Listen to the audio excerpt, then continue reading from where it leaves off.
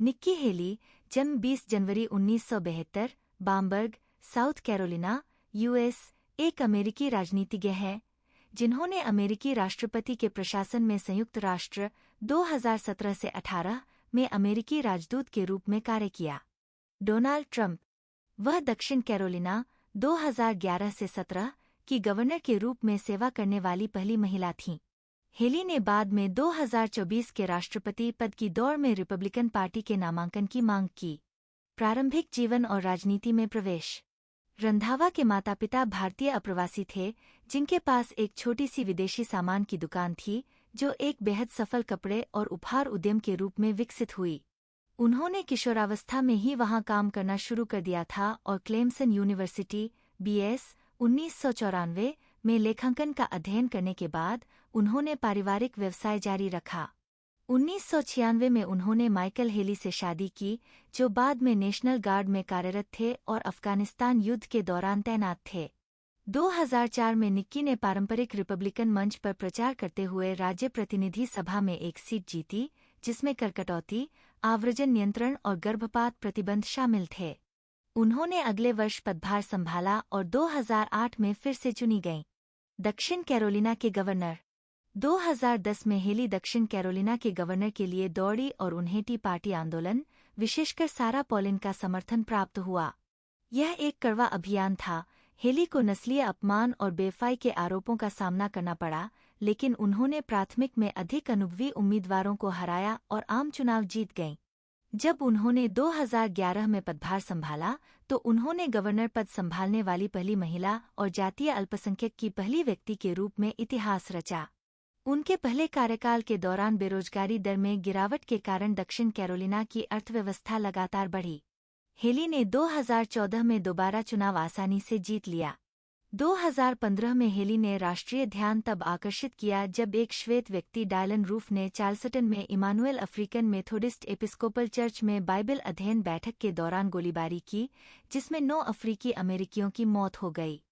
Roof ने बाद में दावा किया कि उन्हें रेस युद्ध शुरू करने की उम्मीद थी और आने वाले हफ्तों में कॉन्फेडरेट ध्वज को हटाने के लिए दबाव बढ़ गया जिसे कुछ लोगों ने नस्लवाद के प्रतीक के रूप में देखा, स्टेट कैपिटल से।